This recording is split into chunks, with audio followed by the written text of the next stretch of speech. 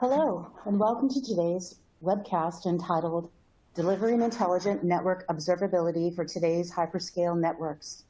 Today's panel speakers are David Isles, Senior Director, Ethernet Switching at NVIDIA, and Daniel Panboon, Director of Product and Technical Marketing at cPacket. Just a few housekeeping notes. This session is being recorded, and a link will be sent to you after the webinar concludes. And if you have any questions for our presenters, go ahead and type them into the chat, into the Q&A box on your screen. And so let's begin. David, would you like to introduce yourself first? Sure. So my name's Dave Isles, and I am responsible for what we call the Spectrum platform at NVIDIA. So the Spectrum platform is really our Ethernet networking solution at NVIDIA. So kind of specializing in connecting AI workloads, machine learning workloads, but also pretty successful in cloud deployments and low latency applications like financial services and high frequency trading. And I think our special focus, where we've really been pushing the envelope, is around visibility, specifically kind of offloading visibility or accelerating visibility in the hardware. And so that's kind of where I'm approaching this today. Hi, my name is Daniel Panboon. I work within the product marketing area, focusing on cPacket networks, observability product suite. My background is working very closely with clients in the healthcare vertical, the finance vertical, and multiple different verticals. I'm hoping to be able to bring some of the experiences that I've engaged with clients that have requirements for network observability to this panel. And hopefully in our discussions, we'll be able to bring some of those highlights out. Great, thank you. And just here's a quick slide regarding our partnership, but we will discuss this more in length as we go through. So first question, with an increasing workload from digital transformation, data sprawl, and demand for compute-intensive applications by users in the data center, how can managers address the challenges facing IT operations today? And maybe, David, maybe you can answer this question first. Yeah, okay. So, IT operations, I'll tell you, it's ever evolving. New challenges every year. It used to be, if you look at kind of from an orchestration or a management point of view, I think some of the things that have changed, in the past, moving from physical servers to virtualized servers. So that changed a lot, and it kind of led the road to kind of this mix of on-premise virtualized servers and physical servers, kind of a mix, but also, cloud deployments. So pretty much everybody has a kind of a hybrid cloud approach. I rarely run into a customer that is 100% all on-prem or all on cloud. And so I think that's a unique challenge, but that's a challenge that's been here for a little while. I think there's some new challenges arriving, and one of them is, hardware is changing. Moore's law is breaking down. It used to be you could just count on server CPUs just kind of doubling in speed every 18 months, and that's no longer happening, right? They're no longer making chips, going from 10 nanometer to 5 nanometers. Like at some point there's a bit of a ceiling, and so we're seeing the response from the industry is building specialized hardware to accommodate and still get the speed you need. So instead of everything being done on a CPU, we're seeing accelerated computers, accelerated servers, really. And so what we see is things like GPUs, like from NVIDIA, where that is used for not every type of workload, but specific things like AI and machine learning. And then there's other things accelerating these servers with DPUs, FPGAs. And so what you do see is workloads. It's been talked quite a bit about microservices where you're spreading the load across many different platforms, but you might find some services run better on these types of accelerated servers, GPUs and the like, and other services can work just fine on kind of non-accelerated servers. And so that's a new challenge that is coming in there. And then lastly, I mentioned this idea of AI and scale out storage. And,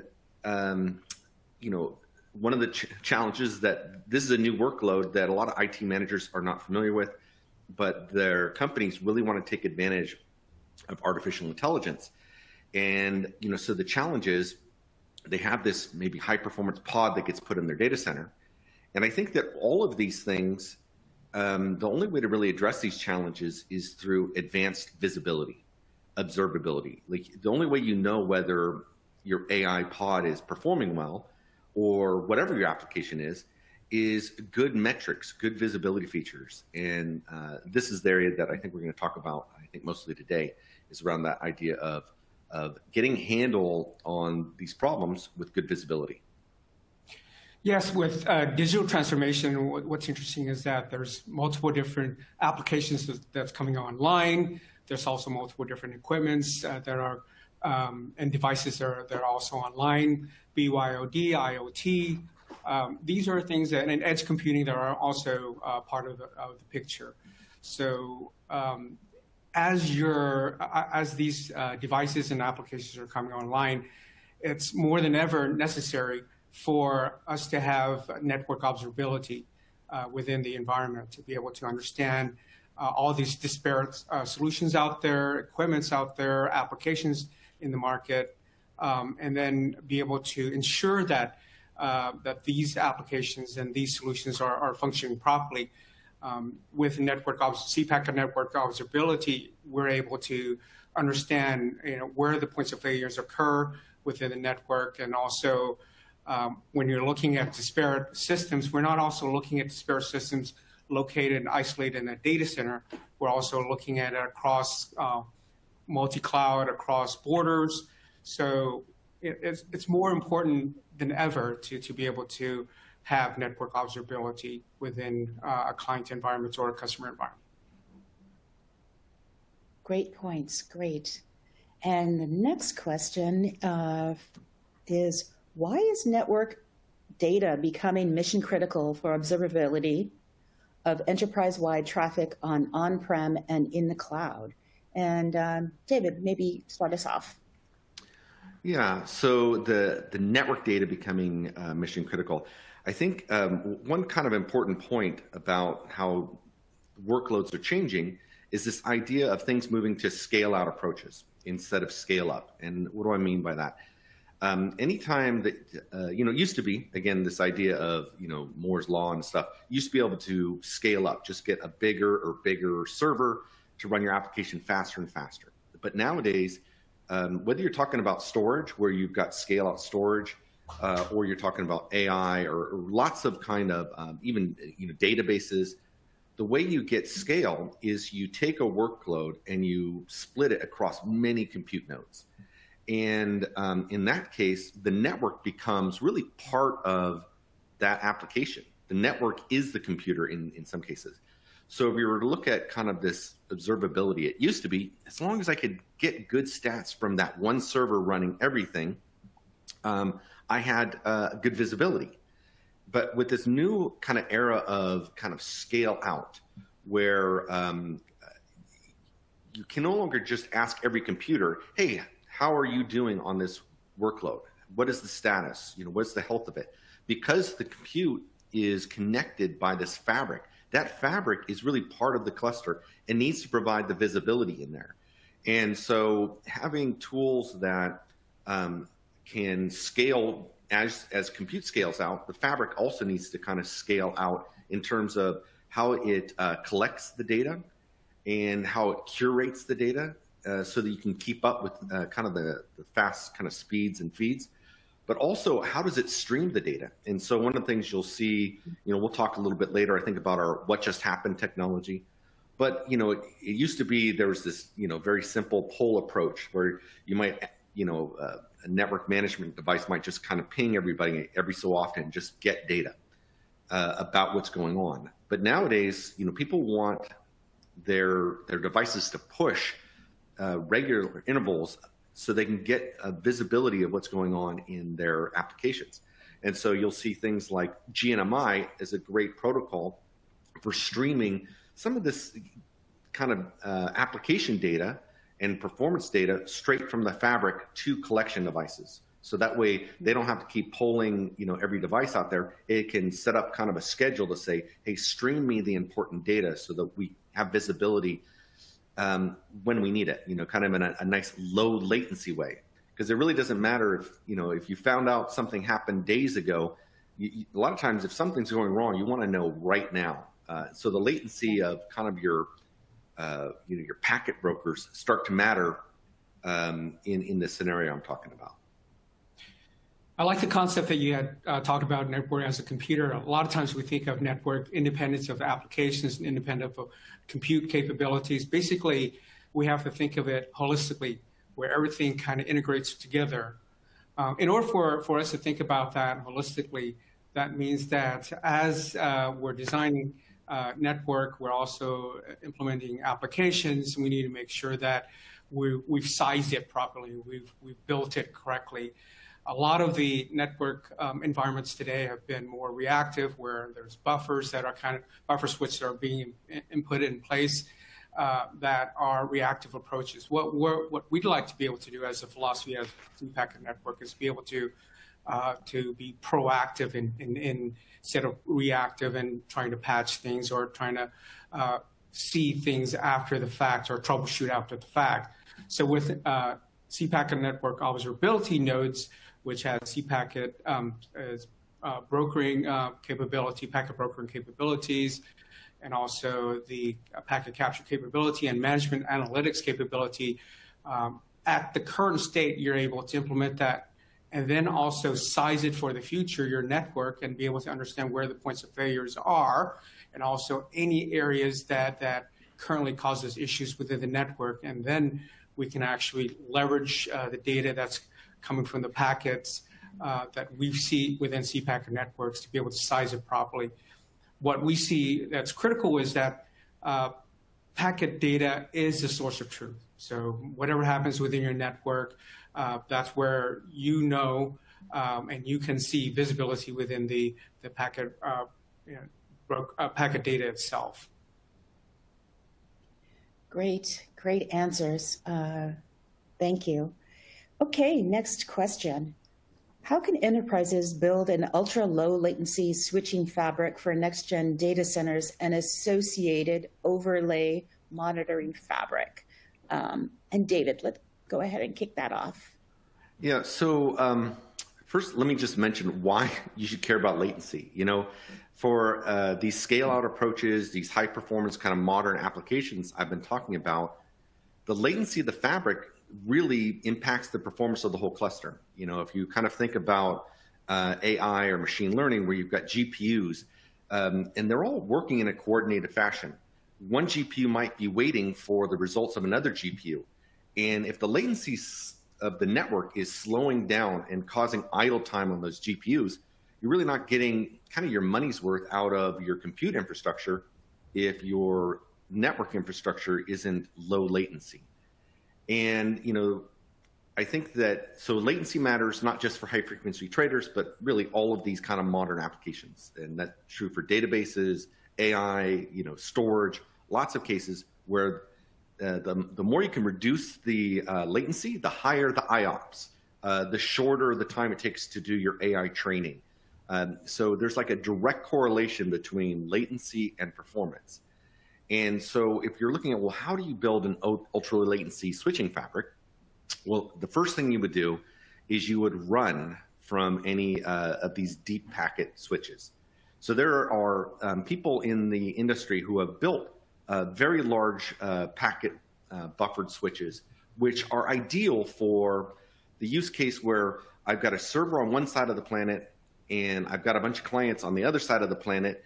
And because of speed of light, I can't control the latency. The latency is going to be high no matter what. And the worst thing I could possibly do is drop a packet. And so they're perfect for that scenario. But they are performance killers when it comes to latency sensitive applications. And that means really every application that runs in a data center that's kind of scale out. And, at the face of it, deep buffers sound like a good idea. I'm just going to I have congestion, right? You're going to have hotspots in your network, either at choke points from the leaf to the spine or spine to the leaf, or all the way down to one of the server nodes. And so some people think, well, if I just have a big enough buffers, I can absorb the packet drops and avoid problems. And again, that might be true for WAN connectivity, but for data center applications, all those buffers, as soon as you buffer things, what you're really doing is saying, okay, we're going to wait. We're going to hold things up. We're going to queue things up. And in the scenario where we had like a GPU waiting for another GPU, that GPU is going to be waiting longer and longer and longer. Our approach at NVIDIA is to have a smart network that says, listen, when there's congestion, let's route around those hotspots and maybe even do some congestion adjustments, smart congestion things that if the only way is to slow down some of the injection rates, well, we can do that. We've been doing that at the largest supercomputers of the world for a long time, making smart networks that do that.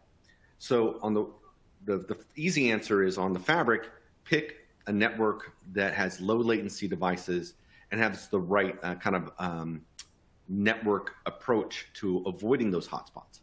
But the second part of this question is about this associated overlay monitoring fabric. So besides kind of your kind of active, your factory, if you will, running, you also a lot of times have a fabric or network monitoring that's running alongside your data center. And so it doesn't matter if your data center fabric is super low latency. If your monitoring fabric is super high latency, well, then you have the same problem where if something goes wrong, you would like to know about it sooner rather than later. If you have a security flaw, if you're under an attack, you're going to want to know about it sooner, not later. In fact, there are a lot of times some automated responses that you can kick in. But again, you want those automated responses to adjust to the threats or fix the problems in a very low latency way. So just like you want you want to run from deep buffer switches for your factory, your data center, you also want to run from those deep buffer boxes in your overlay kind of packet brokering or monitoring fabric. Yes, when you talk about low latency and the need for low latency, where our clients in the high frequency trading requires milliseconds, not seconds, in terms of being able to have visibility and have ensure that the packets are fully captured and not there's no lost packets or drop packets within the network. So as you know, in the high frequency trading, there's an enormous amount of algorithms that are being calculated, and also in terms of trade buys and sells that are occurring. Any drop packets that occur within that environment will be a result of loss, potential revenue that's occurring within that high frequency trading. You also mentioned about different other industries that are utilizing the GPUs, industries that have AI, and also industries that are using GIS and a lot of the visualization, 3D modeling. It's very important nowadays not just to be able to present that data, but also be able to have that data be available without losing any pieces and packets within the environment itself. Another critical piece is that having the network observability of those transactions and all of those data that's flowing through. If we don't know what had happened and when that packet was lost, or what issues caused the bursting within the network itself, then we may not be able to solve the problem in a timely manner. So it's very important for us to be able to place in the network environment solutions like cPacket networks, observability nodes, the packet brokers, the packet captures, and network management and analytics, so that once any errors occurs or any issues that occur or bursting that occurs within the network, we're able to detect and be able to go and resolve the issues and know where the problem is. Great. Thank you for those those great answers regarding latency. Daniel, this is a question for you.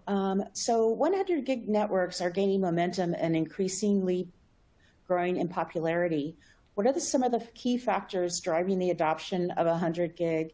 And is it time for organizations to move towards or start thinking about 100 gig migration? The answer is yes. We should be considering 100 gig pipelines. Most of the applications nowadays are moving towards that way. The cloud, the GSP cloud providers are also implementing 100 gigs. And in fact, they're probably exceeding that to a certain point. So it's very important to be able to be at that capacity, at that level. The great thing about cPacket network observability nodes is that we have the ability to monitor and be able to observe packets within the network environment at that speed. And we're able to, our smart port capability is able to slide scale between a 10 gigabit up to 100 gigabit, no matter what the environment requires. And so there's smart port capabilities within cPacket networks observability nodes. Yeah, so I think, from my point of view, we talked a bit about how servers are virtualized, and we see kind of modern application servers moving from 10 gig to 25 gig across the board. And so our experience is 100 gig is here today and has been for quite a while, especially for switch to switch interconnects in the enterprise. And in the cloud, probably, they're always a little ahead of kind of standard enterprise in that migration. And so they're probably more on that next iteration of saying, hey, we're making the transition from 25 gig or maybe even higher speeds to 100 gig to the server. And that's usually because of, again, this idea of accelerated compute, where, if someone puts a GPU in their server, that GPU, one GPU all on its own can easily saturate not just a 25 gig pipe, but they can easily fill up a 100 gig pipe or even faster. And so I think, 100 gig is here, and it's you need technologies for observability to be able to monitor that. And it's a different challenge. So not just at 100 gigs, but even faster. Great. So according to key industry analysts, data cloud centers will play a key role in the next big jump for networks from 100 gigs to 400 gig. Besides Google, all other major cloud providers are asking for 400 gig. These analysts also anticipate that as 400 gig optics become readily available, that they will become the next major network speed goal. What is your expert opinion, David, on the future readiness of 400 gig networks? Yeah, I think so. 400 gig, again, I think especially in the cloud is here today. Like, we've sold thousands, if not tens of thousands of 400 gig switches. And so they're out there, they're being deployed at the usually switch to switch. As I mentioned, even the AI servers, a GPU, it's pretty common. So at NVIDIA, we have some servers we call the DGX servers, but a lot of the OEMs, HP, Dell, Lenovo, they have their kind of own versions of it, but they come standard with 200 gigabit Ethernet ports.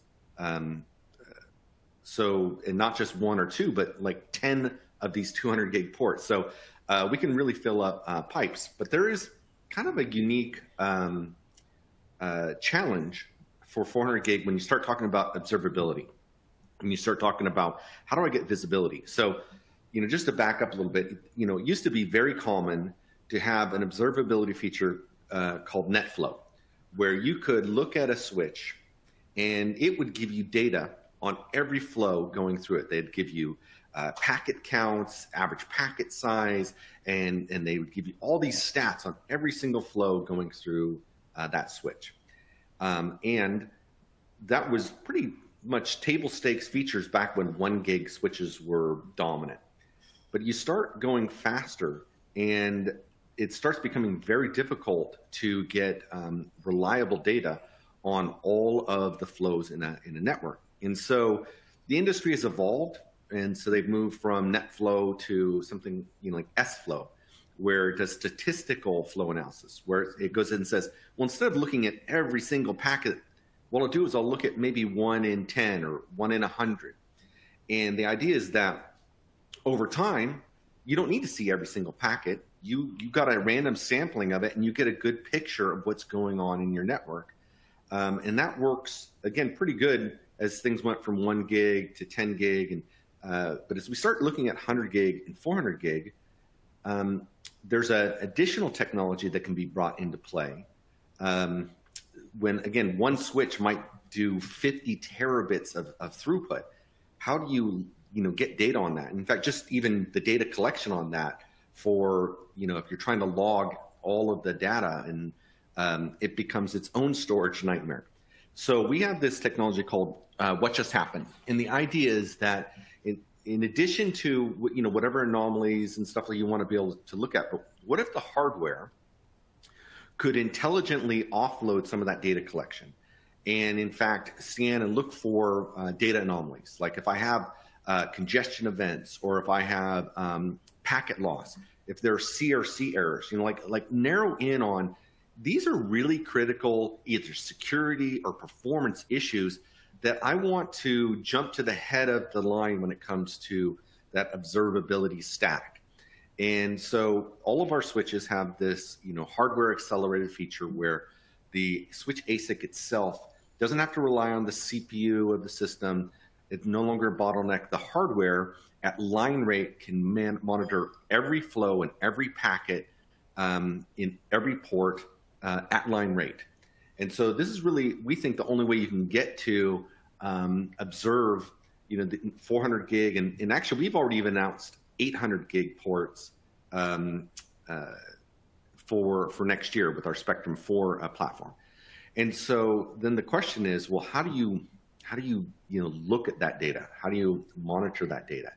And I think one of the good news is that, so this What Just Happened feature that we have on our switch ASICs that are used in our own homegrown switches, they're used in NVIDIA's AI clusters, in our super pods and our pods, in DGX and OBX. These same switches can be monitored by cPacket, because cPacket, even if they don't have 400 gig, say, ports today on their collection, they can collect that What Just Happened data straight from our switches. Yes, we have at cPacket Networks have the ability to have a direct interface with what just happens. So even though we're running at 400 gigabits capacity, with what just happened, we're able to see packet within and derive data from the telemetry data from what just happened system. Along with that, not all network environments have a single vendor, so there's multiple different vendors.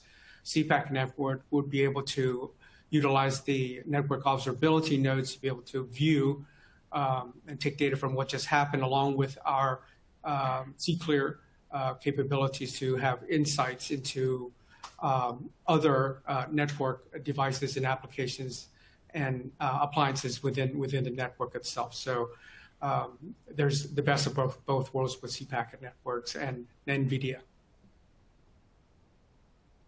Great. And speaking of that, Daniel, NVIDIA and cPacket's partnership is focused on high-performance cloud observability to their customers. What are some of the key advantages and differentiators this partnership provides to customers compared to competitors? So, number one, the partnership with NVIDIA, there's What Just Happened telemetry capabilities of visibility within the NVIDIA switches and the network fabric within NVIDIA itself.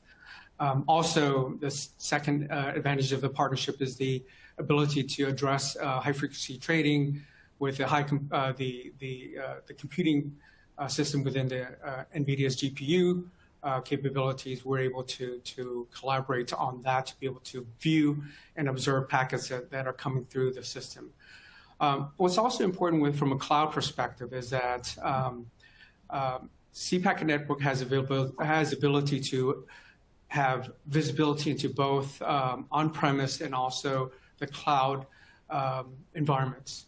So within the cloud environments, we're able to have applications, solutions such as cClear V, which is our virtual management and analytics, are also our packet brokers.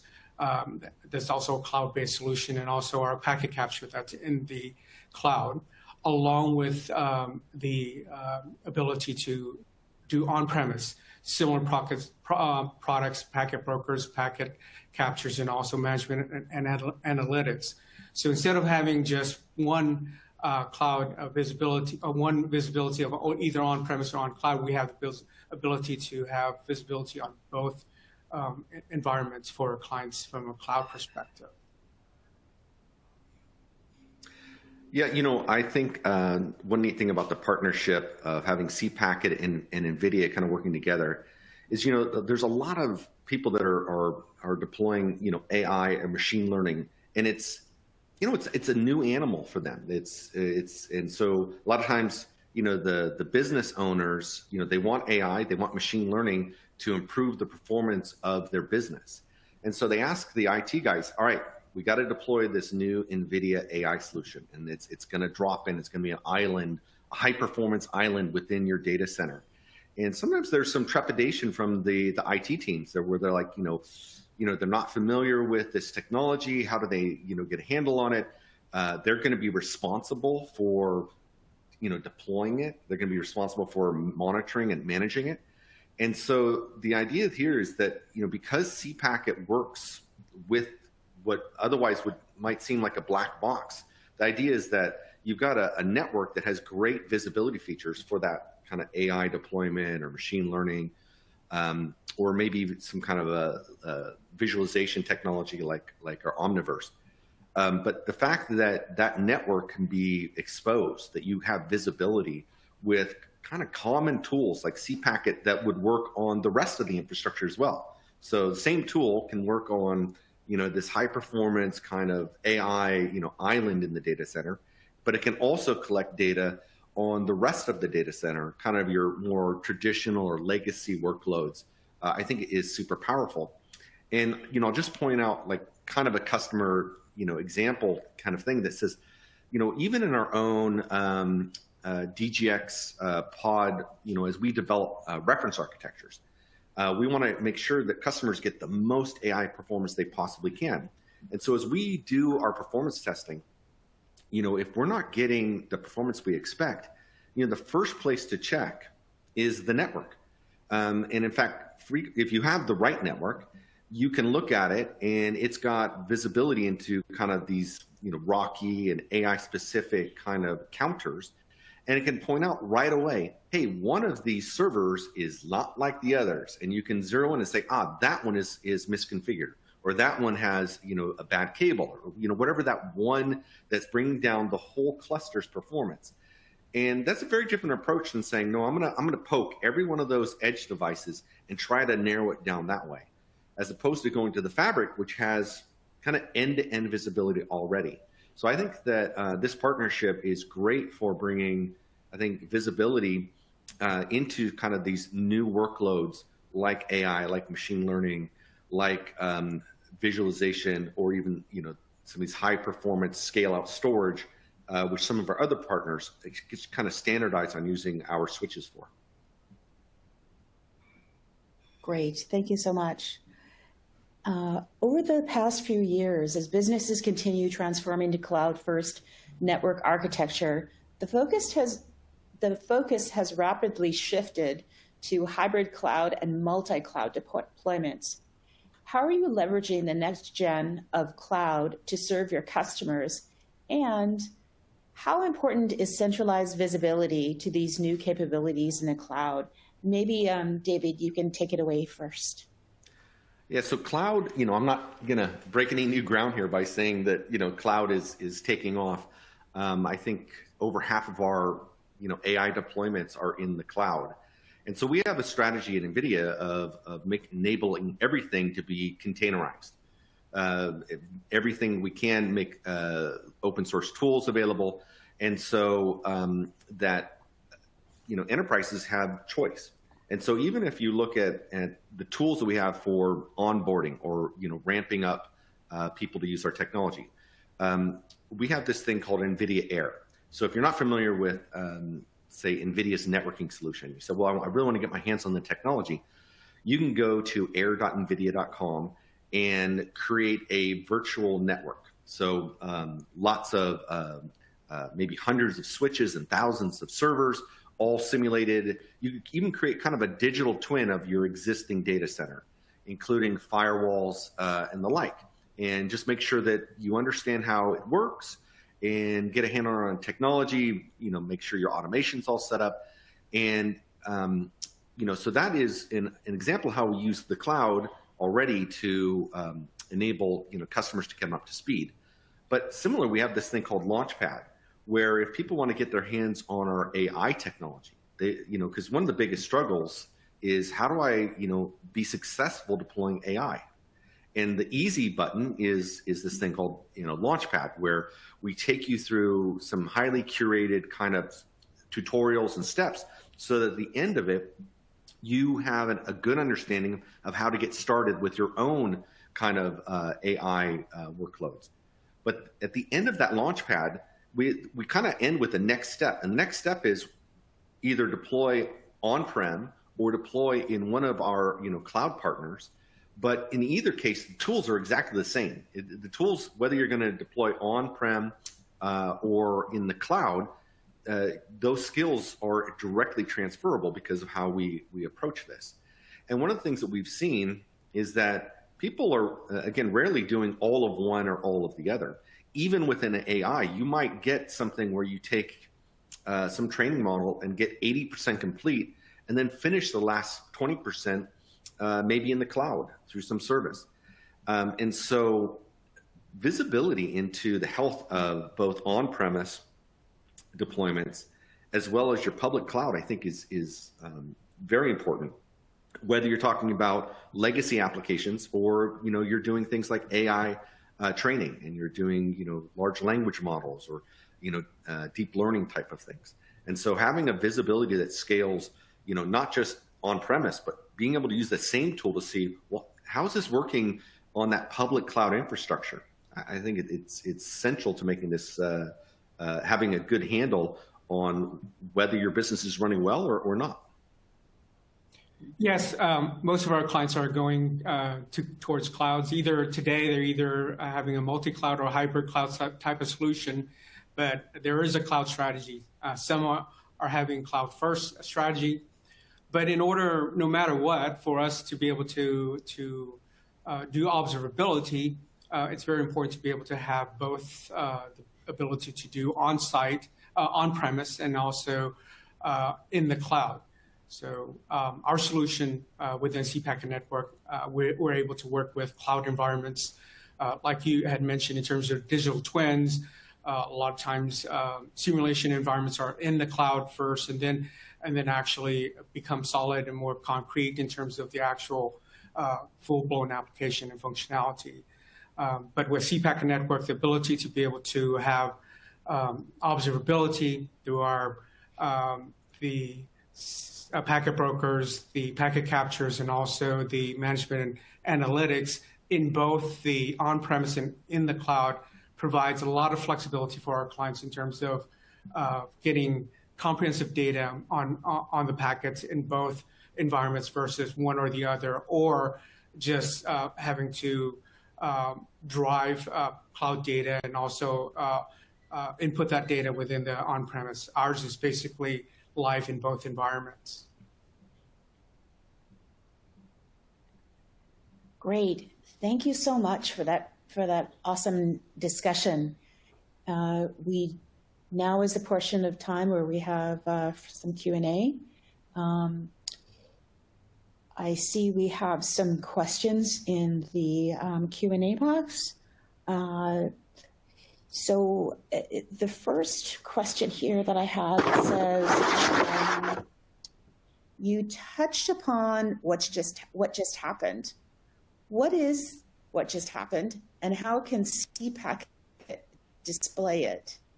Hey, let me take the first part of that question. So what just happened, you can think of it as a network monitoring acceleration engine, and it's in the hardware of the NVIDIA switch ASICs. So there's an engine in there, a specialized logic that is meant to kind of monitor, kind of every flow and every packet that goes through the switch, looking for anomalies. And you can kind of fine tune that to say, these are what matter to me, and these ones I can ignore. But the idea is it's supposed to offload the work of kind of filtering out what's the noise versus the kind of the important data, and then string that to something like cClear or something like that. You want to explain how cClear can display what just happened? Yes. Well, cClear is a visualization tool that has single pane of glass. So we have direct interface with what just happened beyond what just happened telemetry. So the data is all viewed in one single pane of glass versus just one single item or isolated items. So what just happens actually interfaces with the cClear visualization tools for ease of use, and also for the network operators to be able to know exactly where the potential issues are located. Great.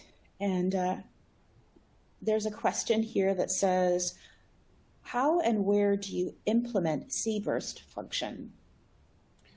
Well, cburst functionality, I can take that question. That's implemented within our packet broker environment. So, and also within our cClear environment, which is our network management, our management and analytics tools. So what we have here is the ability to see burstings that occur within the network, and as they occur, we're able to resolve, provide visibility for network operators to resolve the issue. Our visibility is at millisecond level, so a lot of times a bursting that occurs within a second may not be visible if you don't have a high resolution ability to view that bursting capabilities. Within cPacket network observability node, we have high resolution, so potential issues that occur, taxing of the network or taxing of a certain port or taxing of certain equipment, we're able to view that and be able to provide data to Center for resolution.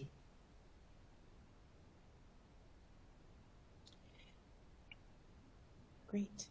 And then I have another question here. What would be your top recommendation for driving a smooth 100 gig transition? I'll take a first tack on that. So as a, kind of legacy network guy for the last 25 years, it's always the first instinct is to go, well, make sure you've got the right, cable infrastructure, and cable plant has, the right optics and fiber and stuff to handle 100 gig. But really, if you take a step back and you think about the context of today's talk, I think visibility matters. So you're going to want, maybe before you start upgrading, you're going to want to benchmark, right? You're going to want to see, where are the hotspots in your network today? Where is there congestion? Because I'll tell you, without good visibility, you probably don't have a good handle on, where you probably already need 100 gig if you aren't there, because you've got congestion. Maybe you have packet drops. So, probably number one is start with getting a good, capture of what your network is, where the hotspots are, where the traffic patterns are, and then have a good visibility, or at least plan that says, as I deploy my new workloads, benchmark those, see like which, again, some of these new workloads like AI, the servers themselves can easily saturate not just 25 gig, but maybe 100 gig. You might even need a couple 100 gig ports to keep up with these accelerated compute devices. So I think it comes down to having a good understanding of where your network is today and where the needs are tomorrow. And that only comes, I think, through visibility and benchmarking. I'm so glad you mentioned about the ability to understand where the hotspots are within your network. cPacket network observability nodes provide the ability to understand the current state within your network. And then as you're able to visualize and see potential hotspots or potential issues within your network, then you can come back and plan and size it properly. We kind of mentioned earlier in our discussion in terms of patchwork or reactive approaches. The advantage of having a cPacket network observability solution is that it helps plan your network in terms of having visibility of your current state, potential issues, and then as you determine the need, then sizing can be made properly. However, not all client environments require 100 gigabit solutions. It requires less, or it could require more requirements in terms of pipeline. At least there is justification. There is data that's supporting the need to expand and grow your network if it's required. Yeah, I like how you guys have said in the past that the packet is the source of truth. So, yes. Really, if you want to know what's going on with your data center, the applications, you got to get down to the packet level. So I love that kind of phrase you guys kind of came up with. Yeah, data doesn't lie. Yeah, we have one more question that just came in. How can network observability help network managers predict future performance areas in your network on-prem and in the cloud?